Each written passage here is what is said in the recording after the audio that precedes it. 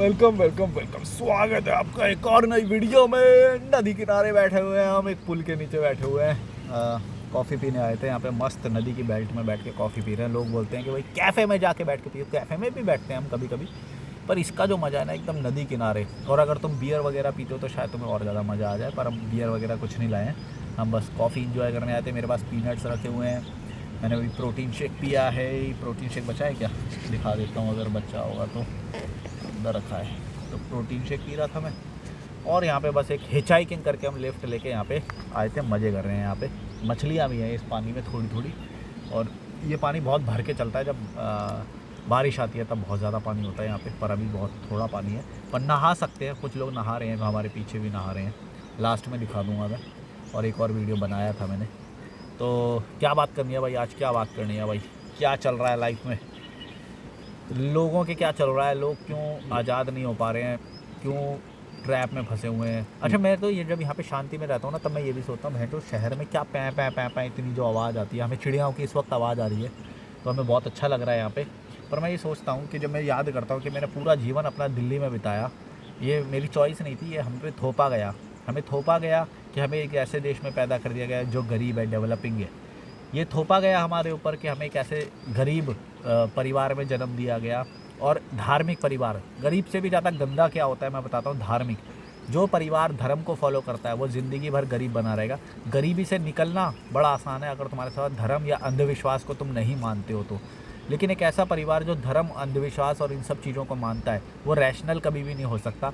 और वो वहाँ से सिर्फ गर्द की तरफ जाएगा। कुछ लोग इसमें बोलेंगे कि भाई जो धर्म को मानते हैं वो अमीर भी तो होते हैं, देखो। लेकिन वो ऐसे नहीं है कि वो किस स्टार्टिंग पॉइंट से उठ के वहाँ तक पहुँच गए। अमीर होना इज़ टोटली डिफरेंट। मैं अमीर होने के बारे में नहीं बोला, मैं आज़ाद होने के बारे में बोल रहा हूँ।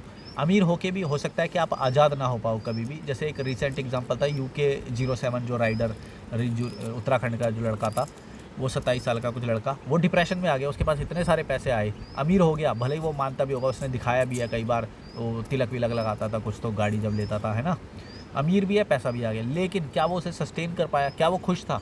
नहीं। ये खुश होने के लिए, तुम्हारे को आज़ाद होने के लिए दिमाग चाहिए। बहुत सारे लोग बोलते हैं कि जब हम अगर आपकी जैसी लाइफ जीना चाहें तो हमारे पास कितने पैसे होने चाहिए। मैं तो रिटायर जैसे हो जाऊंगा ना भाई, मैं तो निकल जाऊंगा, मैं 50 लाख रुपए कमा लूँगा ना, तब मैं तुम्हारी जैसी लाइफ जीऊँगा। नहीं जी सकते तुम। ये लाइफ जीने के लिए तुम्हारे अंदर दिमाग होना चाहिए, रैशनैलिटी होनी चाहिए, स्वार्थ छोड़ना पड़ेगा तुम्हें, तब जाके तुम्हारे पास होएगा। वो दिमाग आता कैसे? वो दिमाग आना तो बड़ा मुश्किल है। कुछ तो हो सकता है कि हम जैसे लोगों की संगत, जैसे मेरे को एक लगता है, पता नहीं वो उसी से आया कि नहीं, पर स्पिरिचुअलिटी का मेरे जीवन में योगदान था, मैं ये बोलूँगा। मैं आज उसको चाहे भले ही वैल्यू नहीं देता, क्योंकि मैं प्रैक्टिकल को ज़्यादा वो मानता हूँ।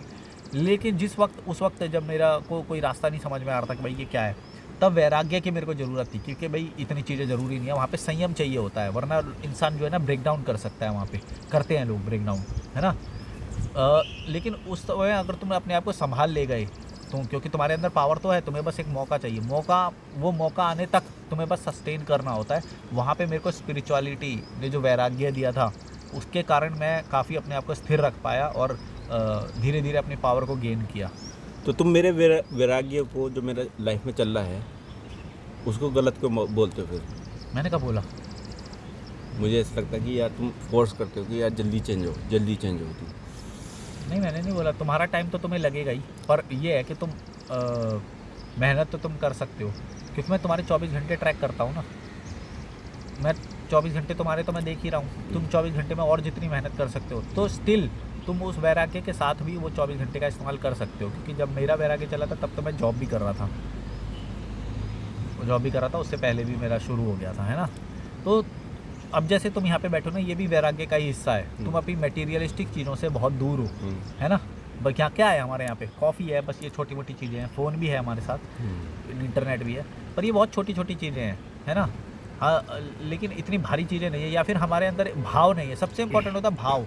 मान लो तुम्हारे पास इस वक्त यहाँ पे लग्जरी गाड़ी भी खड़ी होती, लेकिन क्या तुम्हारे पास भाव भी है? ये कुतुर कुतुर हो रहा है तुम्हारे अंदर कि भाई मेरे को तो चाहिए, ये चाहिए, और मैं इसके लिए कुछ भी कर दूंगा, ये कर दूंगा, उसको काटूंगा, उसको धोखा दूंगा, और फिर उसको मैं ऐसे फंसाऊंगा, उसको झूठ बोलूँगा। ये सब हमारे अंदर इस वक्त नहीं है। यानी कि हमारे अंदर वैराग्य स्थापित है। हम खाली बैठे हैं यहाँ पे एकदम।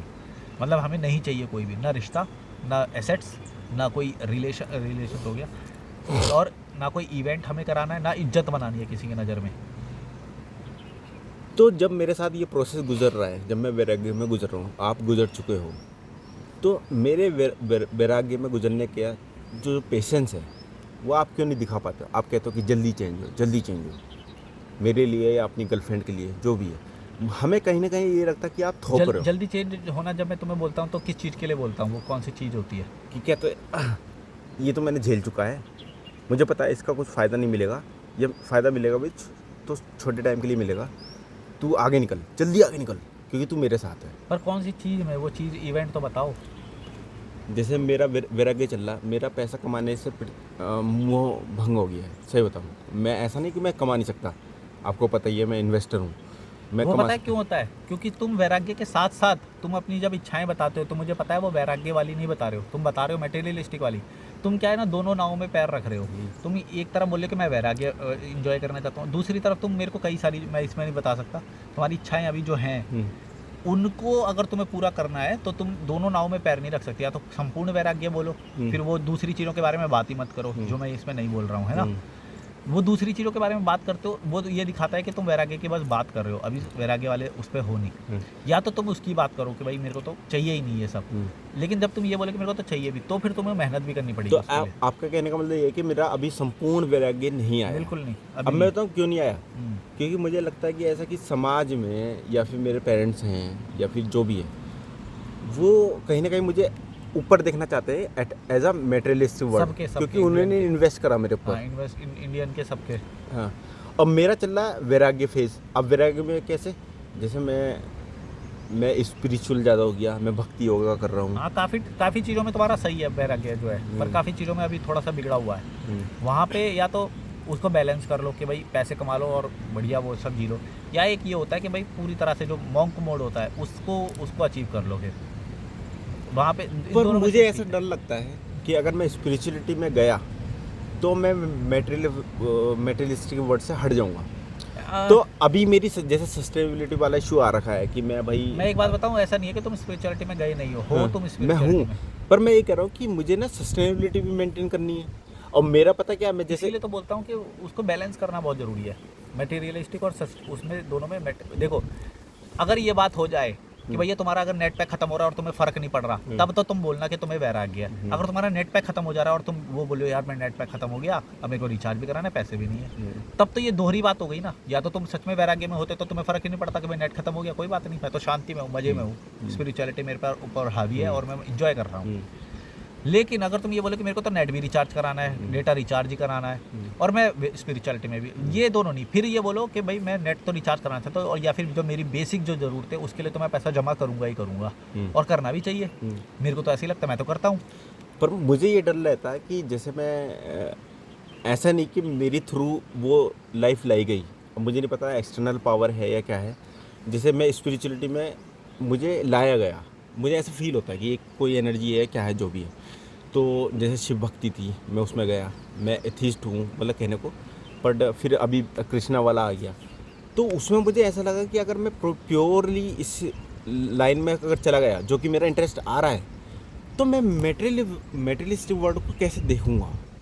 मेरा तो मोह भंग हो गया, मेरे पास पैसा आ रहा है, मैं उसे मना कर दे रहा हूँ, जो कि आप मुझे डांटते हो, कहते हो कि यार तेरे पास अगर पैसा आ रहा है, तेरे पास कॉल आती है तो क्यों नहीं लेता, या फिर तुझे पता है कि वो इन्वेस्टर लाइन में तुझे टिप पता है, उससे तू पैसा कमा सकता है, या खुद भी अपना पैसा इन्वेस्ट करता है, क्यों नहीं करता।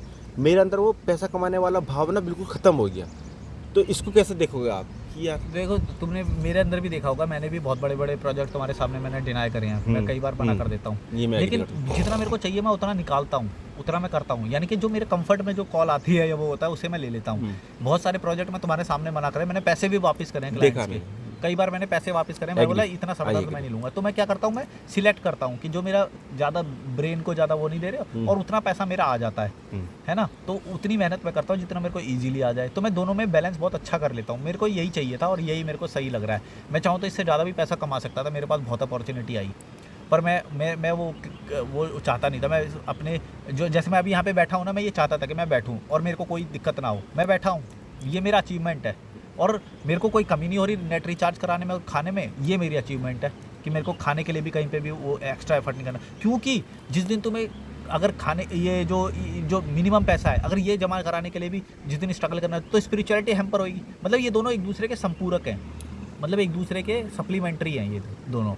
अगर जिस दिन पैसा ज़्यादा बेसिक से कम हो गया, मान लो तुम्हें 10,000 रुपये पर मंथ की नीड है, जिस दिन 10,000 से कम कमा लिया तो स्पिरिचुअलिटी हैम्पर हो जाएगी अपने आप, तुम्हारा दिमाग खराब होएगा क्योंकि नेट रिचार्ज ही नहीं होएगा, खाना मिलेगा नहीं मनपसंद का, तो फिर वो स्पिरिचुअलिटी हैम्पर हो जाएगी। या फिर स्पिरिचुअलिटी इतने लेवल पे पहुंच जाए कि भैया कोई फ़र्क नहीं पड़ रहा मेरे को, तो खाना भी जो मिले कार्ब्स वाला खा लूँगा और नेट रिचार्ज मिले ना मिले मैं तो वाईफाई से कनेक्ट करके जितना भी थोड़ा बहुत है वो कर लूँगा। ये क्वेश्चन मैंने जब मैं कीर्तन में जा रहा हूँ आजकल, भक्ति योगा सीख रहा हूँ, तो मैंने एक गुरु से करा, वहाँ पे जो गुरु बैठे रहते हैं, मैंने बोला, उन्होंने हमेशा अपनी स्पीच में उन्होंने ये बोला कि मैटेरियलिस्टिक वर्ड जो है वो बेकार है। हाँ ठीक है, तो मैंने उनसे यही क्वेश्चन करा कि अगर मेरे पेट में खाना नहीं होगा क्या मैं स्पिरिचुअल हो सकता हूँ? हाँ, क्या बोला उन्होंने बोला नहीं। हाँ, तो मैंने कहा यार तुम Exactly. हाँ, तो उन्होंने बोला कि मैंने उनसे बोला कि यार तुम मेटेरियलिस्टिक वर्ल्ड को इतना बुरा क्यों दिखा रहे हो फिर? हाँ, तो अब वो 90% फॉरेनर्स हैं, उनके पास तो बेसिक नीड पूरी पैसा है, तो वो सब तो कुछ बात है। कर ही सकते हैं। तो मैंने ये Even पॉइंट बोला। इंडिया में भी जिसका पेट भरा होता है वही तो फिलोसफी की बात करते हैं। हाँ, तो वो उससे जवाब दिया नहीं गया। नहीं दे सकते अब मेरी क्या थी? उन्हें अपनी आइडियोलॉजी के खिलाफ देना हाँ, पड़ेगा क्योंकि हाँ, वो गीता को प्रमोट कर रहे हैं ना, हाँ, वो भक्ति Exactly. योगा को प्रमोट कर रहे हैं। तो जैसे ही ये बात होगी कि अगर किसी ने अगर ये डोनेशन नहीं करा होता तो क्या आप ये भी पंडाल लगा पाते क्या जो लगा रखा है? वो भी तो उसी से आया है। पर उस बंदे ने, उसकी जेन्युइनिटी में बताता हूँ, उस बंदे से मैंने अलग में ये क्वेश्चन पूछा था जब वो सेमिनार दे रहा था। हाँ, तो मैंने नहीं अकेले में पूछा, पूछा मैं था। सेमिनार में पूछना चाह रहा था, पर जैसे वो हटा तो मैंने तो क्या उससे जवाब दिया उसने? तो मतलब उसने बोला सही से कि दिया। तुम सही कनेक्ट कर गए। हाँ, पर उसने ये भी बोला कि अगर तुम मुझसे वहाँ सेशन में पूछते तो मैं अपनी आइडियोलॉजी को डिफेंड करता, यानी कि मैं तुमसे ये बोलता कि तुम स्पिरिचुअलिटी में चले जाओ, नो मैटर कि तुम्हारे पास पैसा है कि नहीं है, खाना है कि नहीं। अकेले में पूछने चाहिए ये सवाल है। स्वभाव में पूछो ये मत, क्योंकि भाई वो अपनी एक पोजीशन के तहत तो वो सच्चा जवाब नहीं दे सकता ना। और उसके बाद वो बंदा हर सेमिनार में, मतलब हर दिन हम जाते हैं, हाँ। तो वो कह रहा है कि मैं तुम्हें ऑब्जर्व करता हूँ। मैंने कहा क्या ऑब्जर्व करता है? कह रहा है कि यार तू बैठता है और भी बंदे बैठते हैं, इंडियन लोगों को मैं ऑब्जर्व करता हूँ कि फॉरेनर्स का हमें पता है क्या हिसाब है ना। हाँ। तो उसने बोला कि जो तू भक्ति दिखाता है मुझे कहीं और में नहीं दिखती। समर्पण। हाँ, और जो कि मुझे भी लगा कि यार मैं दिखाता हूँ, तुमने भी देखा होगा मैं जोन आउट हो जाता हूँ कई बार, है ना, मैं दिखाता हूँ। तो मैंने बोला यार ये बात तुम्हें सबके सामने बोलनी चाहिए ना। उसने बोला कि यार अभी तुझे बहुत कुछ सीखना बाकी है। मैंने कहा ठीक है, मैंने चीज़ें समर्पण नहीं दिखा बोल दिया, मैंने क्रॉस क्वेश्चन नहीं करा उसके सामने। उसने बोला जब तुझे बहुत कुछ सीखना बाकी है कि क्या होती है डिप्लोमेसी, क्या होती है पॉलिटिक्स। एग्जैक्टली। उसने बोला कि तेरे जो क्वेश्चन है ना वो बहुत प्योर हैं, इनोसेंस हैं। मैंने कहा यार ऐसे मैं भी हुआ करता था, बाद में मैंने डिप्लोमेसी और ये सब सीखा, तब मेरे को दुनिया थोड़ी समझ में आई। डिप्लोमेसी बहुत ज़रूरी है। अच्छा, आप क्या मानते हो कि साइलेंस इज अ डिप्लोमेसी और नॉट? डिपेंड करता है सिचुएशन पे। जब एक पक्ष लेने को बोला जाए तो, और दोनों पक्ष तुम्हें किसी को भी नहीं ख़राब करना, जैसे यूएस और रशिया में हम करते हैं, तो वहाँ पे हम कोई स्टेटमेंट नहीं देते कई बार। क्यों? क्योंकि ना इसकी तरफ से देंगे तो वो बुरा मान जाएगा, इसकी तरफ से देंगे तो वो बुरा, वहाँ पे साइलेंस रखते हैं। डिप्लोमेसी उसी बोलते हैं। मुझे ऐसा लगता है कि डिप्लोमेसी तुम्हारा जो इंटरेस्ट है उसको बरकरार रखते हुए तुम्हें स्टैंड लेना चाहिए, इंटरेस्ट पे जाना चाहिए, ना कि साइलेंस पे जाना चाहिए। मुझे ऐसा लगता है अभी के हिसाब से। वही तो, पर उस वक्त इंटरेस्ट नहीं होता ना। जैसे मान लो कोई किसी चीज़ पे स्टेटमेंट देना है जहाँ पे यूएस और रशिया दोनों बोल रहे हैं कि भाई एक पे तो दो, हम किसी पे भी ना दें, तो इंटरेस्ट तो तब होएगा जैसे मान लो ऑयल का हमें कौन ज़्यादा अच्छा रेट दे दे, मान लेते हैं ये ऑयल पे बात कर लेते हैं, तो या किससे रिलेशन बेटर हो जाए, या फ्यूचर में कोई प्रोजेक्ट है किसका हमें हेल्प चाहिए, तो वो इंटरेस्ट तो वहाँ पे आता है, प्रोजेक्ट से रिलेटेड है ना इंटरेस्ट। तो उस वक्त नहीं, उस वक्त तो जो साइड लेनी है। तो अगर आप साइलेंट रह गए तो इसका मतलब आपने ओपन छोड़ दिया। हाँ, मतलब कुछ केसेस में ऐसा ही होएगा। Open to interpretation. हाँ, कुछ केसेस में स्टेटमेंट देना भी वो हो सकता है।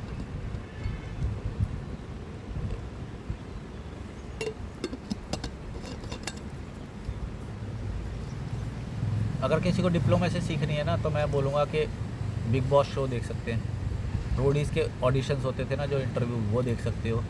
और यूपीएससी की पढ़ाई ज़रूर करो, उसमें ब्यूरोक्रेसी से रिलेटेड जो इंटरव्यूज़ होते हैं वो ज़रूर देखो, उससे ज़रूर तुम सीखोगे कुछ ना कुछ। और डार्क साइकोलॉजी ज़रूर पढ़ो, डार्क साइकोलॉजी और मैस्कुलिनिटी ज़रूर सीखो। इसके लिए हम कोर्सेज भी चलाते हैं जो हम कॉल लेते हैं उससे रिलेटेड, तो आप मुझे कॉल भी कर सकते हो। हम उसमें गाइड भी करते हैं लोगों को कि कैसे तुम एक स्टैंड ना लेके हर चीज़ में तुम्हें बैलेंस जब करोगे तो तुम्हारा मैक्सिमम बेनिफिट होएगा हमेशा। मैं अपने आप को मैक्सिमम बेनिफिट पे क्यों देखता हूँ? कई लोग समझते होंगे कि ये पैसा तो उतना ज़्यादा नहीं कमा पा रहा, लेकिन भाई मैंने क्या चीज़ें स्टेबलाइज़ कर ली अपने जीवन में, ये तो देखो। इमोशन को हैंडल करके मैं आज भी खुश हूँ, आज भी मैं प्रोटीन पाउडर मुझे मिल रहा है, मैं प्रोटीन पी के यहाँ पे मस्त हूँ। पीनट्स खाए हमने अभी कॉफ़ी पिया, यहाँ पे सबसे बेस्ट जगह पे हैं। हिचहाइकिंग कभी करी। किसी चीज़ की नहीं है, फिर भी 24 घंटे को मैक्सिमम लेवल पे एंजॉय कर रहे हैं हम। हिचहाइकिंग करी हमने, कितना मज़ा आया। और कमी किसी चीज़ की ना, रिस्पॉन्सिबिलिटी किसी कार की नहीं है, हमें कार को मेंटेन ही नहीं करना।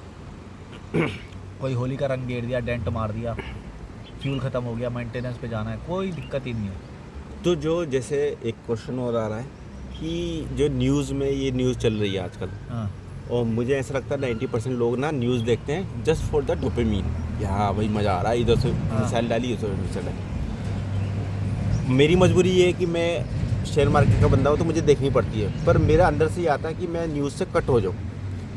तो आप इन लोगों को क्या देना चाहोगे कि ये न्यूज़ से कट हो जाएं, ये सब चीज़ें जो डोपामिन के लिए कर रहे हैं, ऐसा क्या दिमाग में आपके मेरे ख्याल से न्यूज़ से कट होना इज़ अ बाई प्रोडक्ट जब तुम अपने इंटरेस्ट के प्रति अलाइंड हो जाओगे। जो तुम्हारा जो तुम करना चाहते हो, एक बार तुमने वो तुम्हें अचीव कर लिया ना, मैं ये नहीं बोलूँगा कि भाई तुम ज़बरदस्ती अलग हो जाओ, न्यूज़ मत देखो, भाई उससे कुछ होएगा ही नहीं। क्योंकि न्यूज़ नहीं देखोगे तो तुम कुछ और घटिया काम करोगे।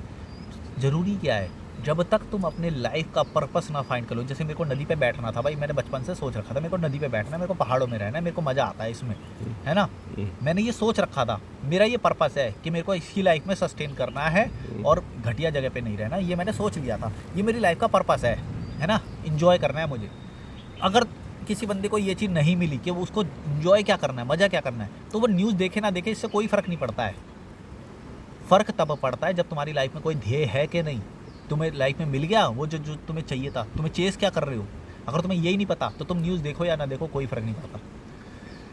अगर कोई बंदा न्यूज़ ना भी देखे या फेस्टिवल ना भी मनाए, जो हम बोलते हैं कि क्रिकेट ना भी देखे, भाई पहले तो ज़रूरी ये है ना कि तुम करना क्या चाहते हो, पहले तो ये तो फाइंड कर लो, फिर तुम क्रिकेट देखने का अपने आप टाइम नहीं मिलेगा, मेरी गारंटी है, अपने आप नहीं मिलेगा। क्योंकि हमें मिल रहा है क्या, हम यहाँ पे 2 घंटे बैठे हैं, 3 घंटे, अभी 3 घंटे होने वाले हैं हमें यहाँ पे बैठे बैठे, क्या हमें टाइम मिल रहा है कि हम न्यूज़ देखें या वो करें? नहीं मिलेगा, क्योंकि भाई मज़ा ही इतना ज़्यादा आ रहा है, हम प्राप्त कर चुके हैं वो चीज़ जो हमें चाहिए, हमें उसमें इतना हाई लेवल का मज़ा आ रहा है कि घटिया घंटा हमें नहीं फ़र्क पड़ता किसी ने किसके ऊपर बम गिरा दिया बाहर, तो ये लोग, या कौन 12 लोगों की कौन सी क्रिकेट टीम जीत गई। तो ये लोग कैसे पहचाने कि इनके लिए ये चीज़ है? ये तो ये नहीं पता। यही तो ज़रूरी है। ये लोग जैसे अब देखो, जैसे कमाने का है, ये लोग कमाने का कैसे सोचते हैं कि भाई हमें जॉब करनी है या ये जॉब करनी है या जो हमने डिग्री ली थी उससे रिलेटेड हमें काम करना है। सबसे बड़ा ट्रैप वही है, सबसे बड़ा ट्रैप वही है कि तुम्हें जो भी तुम काम सोच रहे हो, सबसे पहले अपनी इंटरेस्ट सोचो उसमें।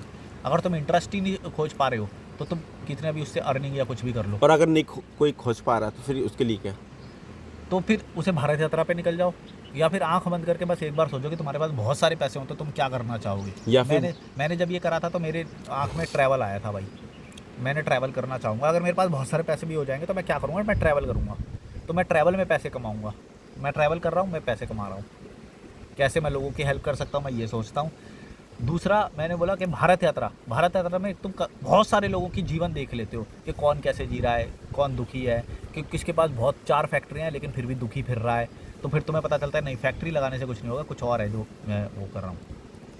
तो क्या ये आप बात समझते हो कि जिसके पास बहुत पैसा है या फिर जिसके पास बिल्कुल पैसा नहीं है, जो कि एग्जिस्टेंशियल क्राइसिस में है, इन दोनों की सिचुएशन सेम है? जिसके पास पैसा है, जिसके पास पैसा बिल्कुल नहीं पैसा नहीं, एग्जिस्टेंशियल नहीं, क्राइसिस। फिर वो तो थॉट पे है ना, थॉट पे है। तुम कितना बैलेंस जीवन जियोगे या मज़े में जियोगे, ये थॉट पे होता है। जो अभी हमने जो एक एग्जांपल लिया, UK07 राइडर जो है, उसके पास पैसा तो बहुत है लेकिन वो थॉट में ग्रो नहीं कर पाया। तो जो हम खुशी जो महसूस करते हैं ना, वो थॉट बेस्ड होती है। खुशी is a state of mind, happiness is a state of mind. वो पैसे से ड्राइव नहीं होती, पैसे से कुछ एलिमेंट्स ठीक हो सकते हैं। पर मैंने जब पाया, मैंने अपनी कंडीशन को उस सिचुएशन में ढाला कि जैसे मेरे पास अभी सस्टेनेबिलिटी का इशू है, ठीक है, मैं उस लेवल पर आ गया हूँ कि मेरे पास पैसा नहीं है ना, तब तो भी मैं देखो एंजॉय तुम कर रहा खुश हूँ। हो, तो भी तो तुम खुश हो, वही तो मैं तो बोल मैं रहा हूँ। ये तो बोल रहा हूँ, मैं तब भी एंजॉय कर रहा हूँ। हाँ, तुम्हारे तो एक बार वो भी खत्म हो गया था, पैसे वैसे हाँ, भी वो बिल्कुल, खत्म हो गए, 200 तुमने पे रिचार्ज आ गया था मैं, तुमने हाँ। रिचार्ज भी नहीं करा था, हम्म। तुम एक्सपेरिमेंटल मोड पे चले गए तो थे। ये दोनों सिचुएशन एक ही हैं, या तो बहुत ज़्यादा पैसा है या फिर तुम इतना एग्जिस्टेंशियल क्राइसिस पे आ गए कि अब जैसे ईरान का सीन चल रहा वो एग्जिस्टेंशियल क्राइसिस पे है ना, या फिर मेरी लाइफ में जो चल रहा है, मेरे पास पैसा नहीं है बिल्कुल, मान लो, है ना। मैं चाहूँ तो मैं पैसा बना सकता हूँ, पर वो क्यों बना, क्योंकि वो मेरा इंटरेस्ट नहीं है, तो मैं उससे पैसा नहीं बना रहा हूँ। तो यहाँ पे वो बंदा ये भी तो सोच सकता है कि जिसके पास बिल्कुल पैसा नहीं है, भाई तू अब रिस्क ले ले, रिस्क मैनेजमेंट बढ़ा ले, मैनेजमेंट भी हटा दो, अब रिस्क ले। हम उसे ये भी तो बोल सकते हैं कि बहुत कम बंदे ऐसे हैं जो आंखें बंद करेंगे और ये सोचेंगे कि मेरे पास बहुत पैसा है। वो सोच ही नहीं पाएंगे, सच बता रहा हूँ मैं। पर वो ये सोच सकते हैं कि मेरे पास पैसा नहीं है, क्योंकि वो बहुत क्लोज हैं उस एक्सट्रीम के। तुम जितने भी लोग देख रहे हो भाई, आंख बंद करके एक बार मुझे बताना कितने लोगों के आंख में दिल में क्या आया कि भाई कोई होता है जैसे समुंदर की लाइफ जीना चाहता है, मैं पहाड़ों की लाइफ जीना चाहता था, ये मेरा ट्रैवल की लाइफ जीना चाहता था, मुझे बहुत सारे देश घूमने हैं, अभी ये सब आया मेरे दिमाग में। तुम्हारे दिमाग में क्या आया मेरे को ज़रूर बताना, और मैं चाहूँगा कि जिसके भी दिमाग में आया वो उसी तरफ ही पैसा कमाया। डिग्री विग्री भूल जाओ भाई, तुम्हारे बाप का बिजनेस है जो भी है वो भूल जाओ, फंसोगे आगे जाके भाई, एक ना एक दिन फ्रस्ट्रेट हो जाओगे, और फिर वहाँ से वापस आना बहुत बड़ा रास्ता हो जाएगा, वो तुम कर ही नहीं पाओगे फिर, क्योंकि एक बार टाइम निकल गया ना, वो एनर्जी वाला वो सब। खैर मेरे से कॉल करोगे तो मैं वहाँ से भी निकाल दूंगा, पर फिर भी मैं बोलूँगा कि जितना जल्दी हो सके अपने सही रास्ता पकड़ लो। तो आपने 2017 में ट्रैवल स्टार्ट किया, आपको पता चल गया था कि आंखें बंद करके मुझे ये काम पसंद है ना। उस टाइम पे आपके पास पैसा नहीं था। पर 17 में नहीं, पर 20 में ये बात पता चली थी मुझे, 17 से मैंने ट्रैवल चलो शुरू मैं कर दिया 20 भी ले लेता था। हूँ, हाँ, पर आपने घर छोड़ा तो 2025 में, हाँ। यानी कि 2020 आपने स्ट्रेटेजी वाइज चले आप।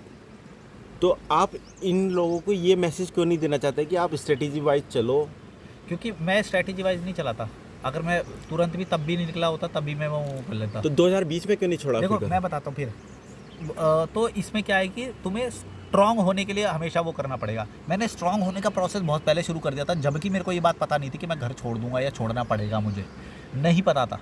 लेकिन मुझे ये बात पता थी कि स्ट्रांग तो इंसान को होना ही चाहिए, और स्ट्रांग होने के लिए क्या करना पड़ेगा, भारत यात्रा। मेरे दिमाग में ये आया, किसी और के कुछ भी हो सकता है। मेरे दिमाग में ये आया कि मैं अगर भारत यात्रा करूँगा तो मेरे एनोमरस सिचुएशन मेरे सामने आएंगी, जिनको मैं फेस करूँगा, जिन लोगों को मैं फेस करूँगा तो मेरा अपने आप ग्रोथ होगी, ये मेरे दिमाग में आया। अच्छा, वो ग्रोथ एक बार हो गई तो तुम ये बात देख रहे हो कि मैंने घर वाली सिचुएशन को पार कर लिया, लेकिन ये एक नहीं है, ये सिर्फ एक सिचुएशन नहीं है, मैंने बहुत सारी एक्चुअली सिचुएशन को पार कर दिया। क्यों? क्योंकि मैंने अपनी पर्सनैलिटी को ही डेवलप कर लिया। घर छोड़ना तो एक फिजिकल एक वो है बस, लेकिन क्या मैं इमोशन मैनेज करना नहीं सीखा? इमोशन मैनेज करना भी तो सीखा मैंने, है। वो कैसे सीखा? वो भी भारत यात्रा से, मतलब स्वार्थ छोड़ना सीख लिया था मैंने उस भारत यात्रा से। तो आप क्या इस चीज़ को डिसएग्री करते हो कि भाई तुम स्ट्रेटेजी वाइज ना निकलो, अगर तुम्हारी यादें फट रही है निकल जाओ? स्ट्रैटेजी भी तो ठीक है, स्ट्रैटेजी भी करनी चाहिए, पर अगर तुम्हारे, ये डिपेंड करता है कि तुम्हारे घर में कितनी प्रॉब्लम है। अगर तुम्हारे बहुत ही ज़्यादा प्रॉब्लम है तो अभी के अभी निकल जाओ। अगर थोड़ा ठीक है और थोड़ा तो वो है, तो अभी से अपने आप को स्ट्रॉन्ग बनाने का प्रोसेस शुरू कर दो। उसमें आता है भारत यात्रा करो, या फिर अच्छे लोगों से मिलो, हम जैसे लोगों से कॉल बुकिंग करो, हमसे मीटिंग करो, या हम अपना ही नहीं बोलेंगे, और भी तुम्हें बहुत सारे लोग मिल जाएंगे, फ्री में करने वाले भी बहुत सारे लोग मिल जाएंगे। लेकिन अगर तुम ऐसे लोगों से मिलोगे ही नहीं, यात्रा करोगे ही नहीं, तो तुम फंसते चले जाओगे। बहुत ज़रूरी है। कितने मिनट का हुआ है? 23। चलो भाई, like share subscribe, bye bye. हम यहाँ पे बैठे थे, मैं थोड़ा सा लास्ट में दिखा देता हूँ कि हम कहाँ पे बैठे हैं। ये बहुत ही सुंदर एक नदी है, नीचे सामने पहाड़ है, वो देख रहे हो तो वो पुल है नीचे, इसी के नीचे से ये नदी आ रही है, इसी को पुल क्रॉस करके हम अभी जाएंगे। इसके अंदर मछलियाँ भी हैं, पता नहीं इसमें अभी दिख रही है कि नहीं, पर इसके अंदर बहुत सारी हमें मछलियाँ दिखाई दे रही थी। तुम्हें पता नहीं दिखाई देगी कि नहीं, यहाँ पे ही बैठे हैं हम। चलो भाई, like share subscribe, bye bye, और कॉल बुक करना, मीटिंग बुक करना।